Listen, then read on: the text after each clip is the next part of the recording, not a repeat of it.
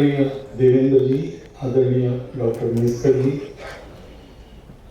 जिनके पुस्तक के लोकार्पण के निमित्त हम यहाँ एकत्र के वो श्रीमान अमित साटम जी, उपस्थित सभी नागरिक सज्जन, माता भगिनी,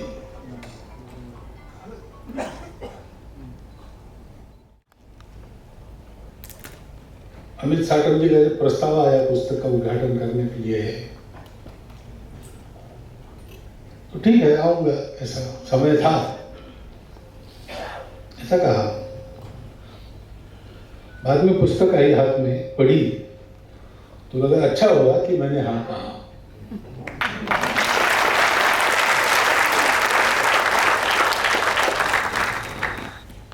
क्योंकि ये पुस्तक एक अपने स्वयं के अनुभव के आधार पर लिखी हुई अत्यंत व्यावहारिक और ठीक ठीक सलाह देने वाली पुस्तक है युवा पीढ़ी के लिए, और उससे भी ज्यादा उनके अभिभावकों के लिए। एक तरह से ये टेक्स्ट बुक है, अर्थात टेक्स्ट बुक को पढ़ने के बाद वैसा का वैसा लागू नहीं करते, अपनी अपनी पृष्ठभूमि परिस्थिति इसको देखते हुए उसका जो व्यावहारिक रूप होता है वो खुद को बनाना पड़ता है, लेकिन तत्व तो वही रहता है। ऐसी वो पुस्तक है। पहली बार पढ़ने के बाद मुझे प्रसंग एक याद आया, बहुत साल पहले। सप्रेम नमस्कार विनंती विशेष ऐसी किताब महाराष्ट्र में लोखंडे जी ने लिखी है, शायद आपको पता होगा, उनको जाना भी जाता है कभी कभी इसी नाम से, सप्रेम नमस्कार विनंती। महाराष्ट्र के शहरों से लेकर तो गांवों तक, छोटे गांवों तक का मार्केट डाटा अगर ठीक ठीक पाना है तो उनके पास जाते हैं। उस समय मैंने ऐसा सुना शासन भी उनके पास जाता है। 6वीं के क्लास में थे तब पढ़ाई छोड़ दी और पुणे में आकर एक छापखाने में नौकरी कर ली, मजदूरी। बाद में एडवर्टाइजमेंट के क्षेत्र में आगे बढ़े। बहुत आगे बढ़ने के बाद उनको ध्यान में आया कि पढ़ना भी चाहिए, तो बाद में ग्रेजुएट और पोस्ट ग्रेजुएट। और हर एक गांव में, क्योंकि एडवर्टाइजमेंट एक हद के बाद वो सैचुरेट हो जाता है, सैचुरेशन आ जाता है, उसमें अगर प्रगति करनी है तो क्या करना। तो उन्होंने ये सोचा कि प्रत्येक गांव में मार्केट की क्या आवश्यकता है, कितने बार कोई हाट लगता है, कुछ होता है, लोगों को क्या चाहिए, मिलता कि नहीं, किस ये सारा डाटा उन्होंने प्राप्त करने के लिए कोतवाल, सरपंच और ग्राम सेवक, इन तीनों को सब गांवों में पत्र लिख दिया और बार बार लिखा। उत्तर आने तक वो पत्र लिखते रहे, इसलिए सप्रेम नमस्कार विनंती विशेष नाम से वो प्रसिद्ध हो गए। तो वो मुझे मिले, संपर्क करते हैं, तो ऐसे सभी व्यक्तियों को मिलना होता है। तो उन्होंने मुझे कहा कि भागवत जी आप पब्लिक भाषण वगैरह करते हो, बहुत लोग सुनते हैं, तो कुछ बात मैं कहता हूँ वो आप बताइए। मैंने कहा बताइए क्या बोलना है। तो उन्होंने कहा कि उनको पहली बात ये बताइए कि हर लड़का डॉक्टर, इंजीनियर, आर्किटेक्ट नहीं बनता, हर लड़का मेरिट में नहीं आता। कुछ आते हैं, बाकी नहीं आते हैं। तो अपना लड़का उस प्रकार का है कि नहीं ये देख के उसको आग्रह करो, अपनी बातें थोपो मत। उसको डॉक्टर ही बनाना है, उसको ऐसा मत करो, उसको जो बनना है बनने दो। तब मुझे एक किस्सा स्मरण में आया। ऐसा कहते कि तिलक जी के पुत्र ने उनको पत्र लिखा कि आप मुझे गणितज्ञ बनाना चाहते हो क्योंकि आप गणित के तज्ञ हो, लेकिन मैं आप जो चाहते हो ऐसा क्यों बोलूं। मैं जूता सिलाना चाहता हूं, तो मैं जूता सिलाना क्यों न सीखूं। तो तिलक जी ने उसको उत्तर लिखा कि तुमको जो करना है करो, मैं तुम पर थोप नहीं रहा, तुमको जूता सिलाना सीखना है वही सीखो, लेकिन ध्यान रखो, ऐसा सीखना कि लोग कहें कि जूता अगर खरीदना है तो पूना में लोकमान्य तिलक जी के बच्चे से ही लेना है।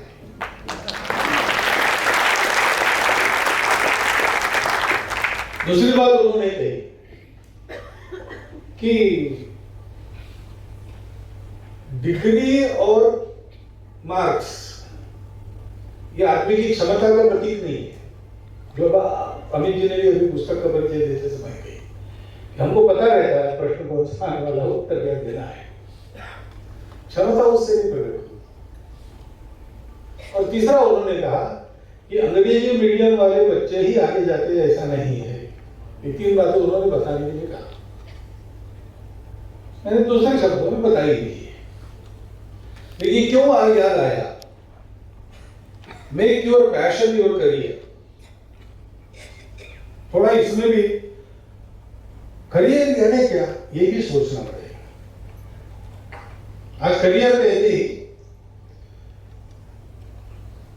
क्या परीक्षा में बहुत अच्छा परफॉर्मेंस और बाद में कमाई में बहुत अच्छी कमाई,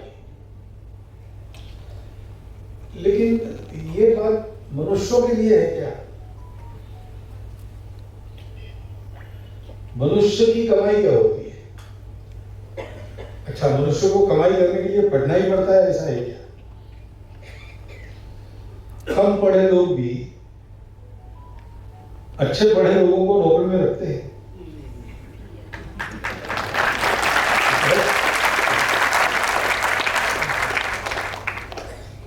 तो मनुष्य आगे जाता है, प्रसिद्ध होता है या कोई अच्छे काम करता है, किसी क्षेत्र में ब्रिलियंस दिखाता है, उसके लिए पढ़ना लिखना जरूरी नहीं है। तो करियर की ये जो करना है और अपना पेट भरना और अपने आप को ठीक रखना, अपना परिवार बढ़ाना, ये तो सभी जीव करते हैं ना। अपने यहाँ कहा ही जाता है आहार निद्रा भय सामान्य मेहनत पशु भेदना। एक चूहा भी वही करता है, बिल्ली भी वही करती है, कुत्ता भी वही करता है। मनुष्य थोड़ा प्रगत प्राणी होने के कारण वो कपड़े पहन के ये सारी बातें करता है।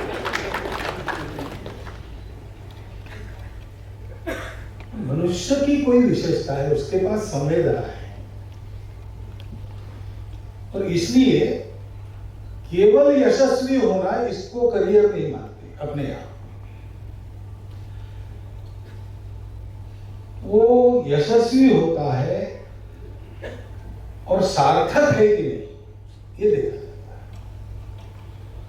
सक्सेस केवल success is not very important thing. उसके लिए पढ़ना लिखना मार्क्स इसकी भी आवश्यकता नहीं। एक किस्सा ये भी सुना, एक बड़े कंपनी के मालिक को, यानी कारपोरेट के मालिक को पत्रकार गए, 100 साल पूरे किए इसने आयु पे, तो मिलने के लिए गए, इंटरव्यू किया। इंटरव्यू चल रहा था, उसमें सेक्रेटरी आ गया उसका कि बाहर लोग बैठे हैं, आपने उनको बुलाया था, आपको कुछ दान देना था उनकी इंस्टीट्यूशन के लिए, तो और पत्रकारों के सामने इस बड़े कारपोरेट के मालिक ने अपना अंगूठा उस पर चेक पर लगाया। तो पत्रकारों ने पूछा, आप हस्ताक्षर नहीं करते? तो मैं लिखना पढ़ना नहीं जानता। लिखना पढ़ना नहीं जानते? लिखना पढ़ना नहीं जानते तो आप इतने बड़े बन गए, अगर जानते होते तो क्या बनते? क्योंकि वो मुझे मालूम है, मैं बताता हूँ मैं क्यों नहीं लिखना पढ़ना जानता।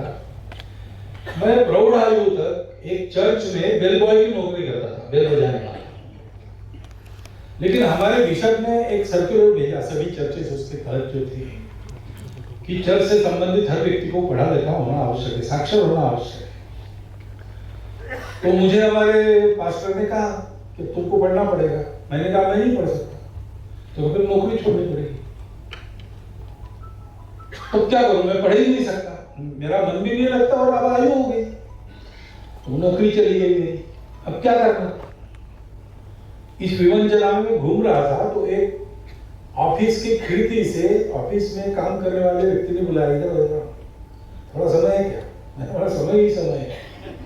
तो ऐसा करो, मैं एक महत्वपूर्ण टाइप कर रहा हूँ, मैं छोड़ नहीं सकता जगह, सामने वाले होटल से मेरे लिए कॉफी ले आओ। पैसा दिया उसने, मैं जाकर कॉफी लेके आया, उसने मुझे 1 सेंट दे दिया।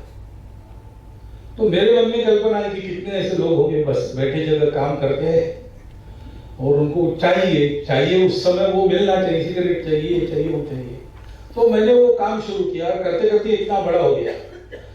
अगर मैं पढ़ना लिखना सीखता तो मैं चर्च में बेल बॉय बना रहा होता।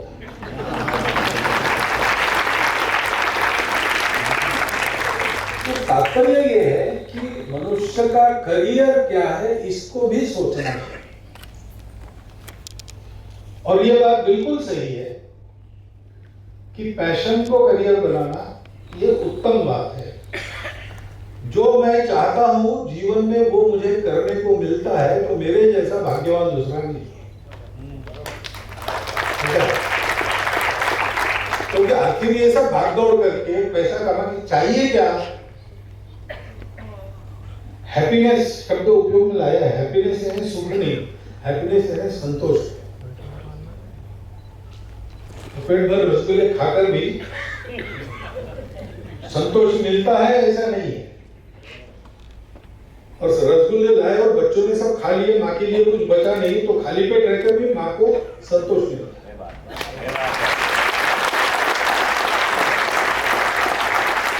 तो परस्यूट ऑफ हैप्पीनेस जब हम कहते हैं तो हैप्पीनेस सुख में नहीं है, बाहर की बातों में नहीं है, वो मन का संतोष है। और मनुष्य के मन को संतोष अकेले में कभी होता नहीं।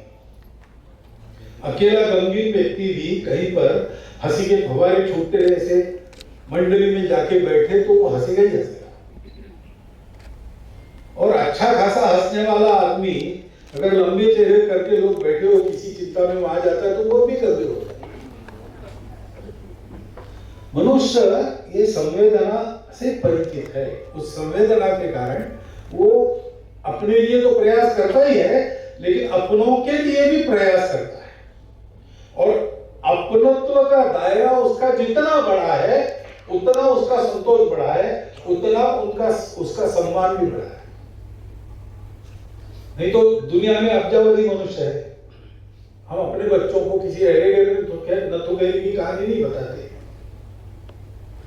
करियरिस्ट माता पिता भी बच्चों को विवेकानंद की कहानी बताते।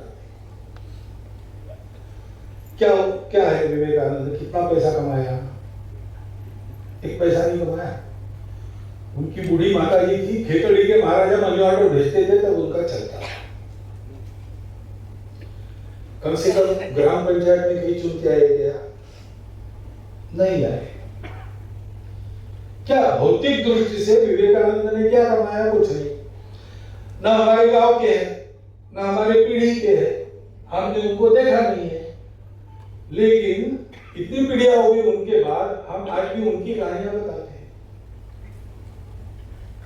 क्यों बताते हैं? क्योंकि उनके अपनत्व का दायरा विश्व के जितना बड़ा। अपनत्व का दायरा बढ़ाकर जितना हम काम करते हैं उतना हमको संतोष मिलता है। वास्तव में इसको करियर मानना चाहिए। परंतु आजकल अभिभावक अपने बच्चों को करियरिस्ट बना दिए नहीं, क्या करते हैं? कमाओ ज्यादा कमाओ। ये वस्तु स्थिति है, नहीं देखी है। और जितने अधिक शिक्षित होंगे उतना ही अधिक आग्रह रहता है, चिंता के कारण रहता है। बच्चों का सब ठीक रहना चाहिए, लेकिन भाई ठीक तो रहेगा वो उनके अपने कर्मों पर निर्भर है, हमारे आग्रह पर निर्भर नहीं है। और जिसमें दम है वो हर परिस्थिति में अपने लिए जो आवश्यक सुविधाएं सुख है वो तो प्राप्त कर ही लेगा। उनको कमाओ सिखाना उसमें विरोध नहीं है, क्योंकि पेट तो भरना ही पड़ेगा, सलामत तो पकड़ी पड़ेगा। परंतु उनको कमाई के साथ साथ बांटना भी सिखाना चाहिए ना, तब तो उसको संतोष मिलेगा। ये नहीं सिखाते। और इसलिए फिर करियर की कल्पना भी हमें अच्छा संगीतज्ञ बनना करियर नहीं है, एक अच्छा शेफ बनना, खाना बनाने वाला बनना करियर नहीं है। जो करते हैं हम उसमें उत्कृष्ट बनना ही करियर है। लेकिन इस बात को बिना समझे बच्चों को हम बिना कारण तनाव में डालते हैं, दबाव में डालते हैं, उसके परिणाम भी होते हैं। तो इस पुस्तक का जो शीर्षक संदेश है, make your passion a career, ये बिल्कुल ठीक बात है। पुस्तक में ये बात आई है जो अभी मैं कहने वाला हूं, मैं थोड़ा अधिक स्पष्ट बता रहा हूं। पैशन तब उत्पन्न होता है जब कोई पर्पस है, पर्पस नहीं है तो पैशन उत्पन्न नहीं होता। और पर्पस आपका जितना बड़ा है, जितना भव्य है, जितना अधिक लोगों को अपने दायरे में लेने वाला है, उतना आपका पैशन जो होता है उतना ही अधिक संतोष आपको देता है। ये भी प्रैक्टिकल बात है, करके देखिए, और जिन्होंने की है उनका जीवन देखिए। बिना पर्पस के पैशन फिर दिशा ही नहीं होता है, फिर तो वो अनियंत्रित भी होता है,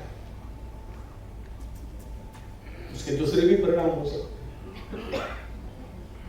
केवल जोश रहता है, आपने जय श्री राम का, भारत माता की जय का, यहां उसका प्रयोजन नहीं है। आपने पैशन है, अच्छी बात है, लेकिन इस कार्यक्रम का पर्पस वो नहीं है ना। ऐसे होता है। तो पैशन को दिशा मिलती है, किसी भी पैशन को दिशा मिलती तो फोर्स बन जाता है।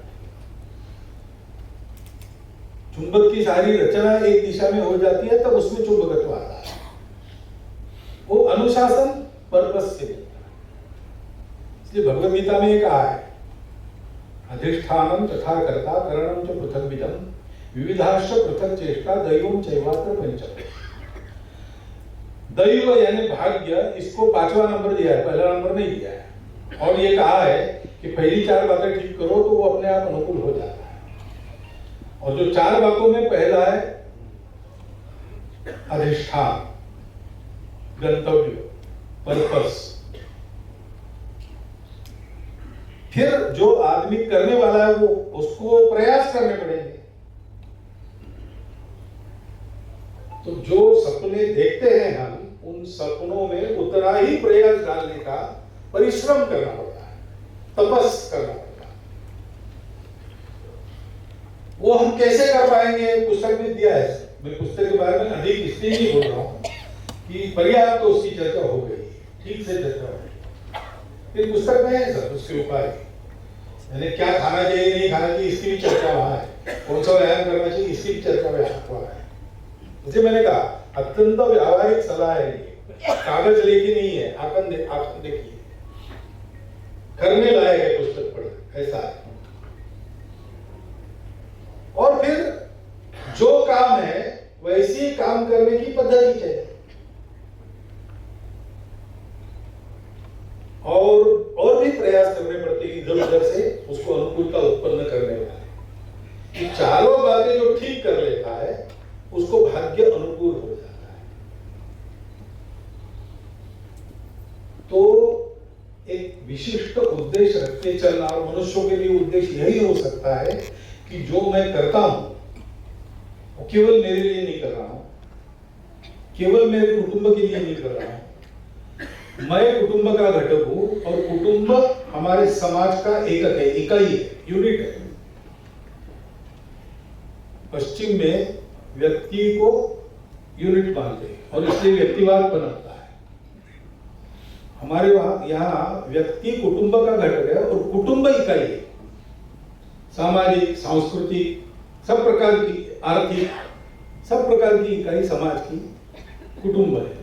एक कुटुंब में समाज की सारी बातें, सारे संस्कार, सारी परंपरा सब वहां जैसे। और सेल के न्यूक्लियस में, शरीर के प्रत्येक सेल के न्यूक्लियस में डीएनए रहता है। वो डीएनए सेपरेट किया तो क्लोनिंग से पूरा प्राणी वैसा का वैसा बना सकते हैं। वैसे एक कुटुंब में समाज की सारी विशेषताएं, सारा कैरेक्टर ग्रथित होता है, वो वैसा ठीक चला तो एक कुटुंब भी पूरा समाज बाद में बना सकता है, ऐसा वो यूनिट है। तो ये कुटुंब हम बनाते हैं, वो कुटुंब समाज के लिए उपयोगी होना चाहिए। और चूंकि हमारी समाज का निर्माण ही परोपकार के लिए हुआ है, स्वार्थ के लिए, अपने सर्वाइवल के लिए नहीं हुआ है। सर्वाइवल के बारे में हम बहुत नसीबवान थे। उस जमाने में, प्राचीन जमाने में, जब से हमारा समाज चलते आ रहा है, उस समय कोई संख्या ज्यादा नहीं थी और सुजल सुफल मलय जो शीतल अपनी भूमि थी, तो सबको भरपूर था, इसलिए स्ट्रगल फॉर एग्जिस्टेंस नहीं था। मेहनत करो खाओ, जो मेहनत करेगा सबको मिलेगा। और चारों ओर से सुरक्षित थे हम, पर्वतमालाएं और सागरों के कारण, तो हमको बाहर से भी लड़ाई नहीं करनी पड़ी। और इसलिए हम लोग सुरक्षित थे, हम लोग समृद्ध थे, हमको अस्तित्व की एकता का सत्य मिल गया हमारे पूर्वजों की तपश्चर्या के कारण। तो उन्होंने सोचा अस्तित्व अगर एक है तो सब लोग अपने हैं, तो एक सुख का रास्ता हमको मिला है, संतोष समाधान का रास्ता मिला है, सारी दुनिया को देना चाहिए, उसके लिए एक समाज का निर्माण हुआ है। वर्णन है इसका, भद्रम इच्छन्त ऋषयः स्वर्विदाः तपो दीक्षाम उपसे दुर्लभे ततो राष्ट्रम बलमोजश्च जाता। विश्व का कल्याण चाहने वाले ऋषि मुनियों ने दुर्धर तप की दीक्षा लेकर तप किया, उससे राष्ट्र ओज और बल उत्पन्न होता, इतिहास। और इसलिए हमारे समाज का मानवता के घटक के नाते कर्तव्य यह होता है कि हमारा समाज बड़ा बने और दुनिया को बड़ा करे। और ये बड़प्पन का दायरा बढ़ते बढ़ते विश्व तक जाता है। हे विश्वची माझे घर ऋषि जयाची मती स्थिर किंबहुना चराचर आपण दाता। केवल जीवमान नहीं, चर अचर दोनों प्रकार, उनकी संवेदना के साथ अपनी संवेदना एकाकार हो, ऐसा जीवन जीना, यह वास्तविक मनुष्यता का करियर है, ये वास्तविक अपने परंपरा का अनुसरण है। तो अपने बच्चों को इतना बड़ा आप एकदम नहीं बताएंगे तो चलेगा, परंतु यहां से शुरुआत कीजिए कि कमाना है, ईमानदारी से कमाना है, उत्कृष्ट करना है, जो भी करना है वो क्या करते हो इसकी चिंता मत करो, लेकिन जो करोगे वो उत्कृष्ट करो। और स्वयं और स्वयं के कुटुंब के साथ साथ बाकी सब लोगों की, जितने लोगों की कर सकते हो उतने लोगों की चिंता करो। दोनों हाथ से कमाओ, 1000 हाथों से बांटो।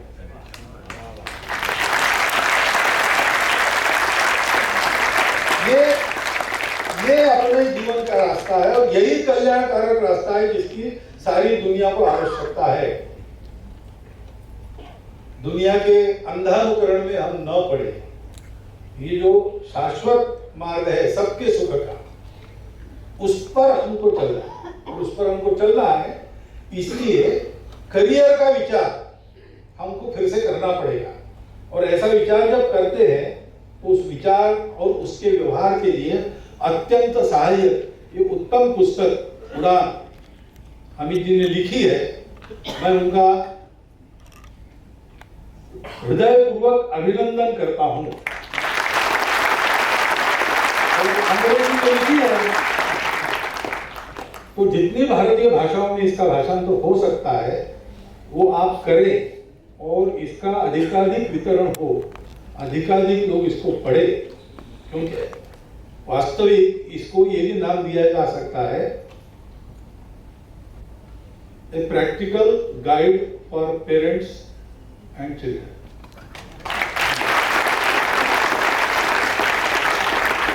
ऐसा एक पुस्तक है, दिखती छोटी है, पुस्तिका के आकार की बनी है। ये हमारे लिए सुविधा भी है, हम बहुत जल्दी उसको पढ़ सकते हैं, समझ सकते हैं। और इसी पुस्तिका सबके हाथ में जारी करिए। इसके प्रचार प्रसार के लिए उनको फिर एक बार शुभकामना देता हूँ और मेरी 4 शब्द समाप्त।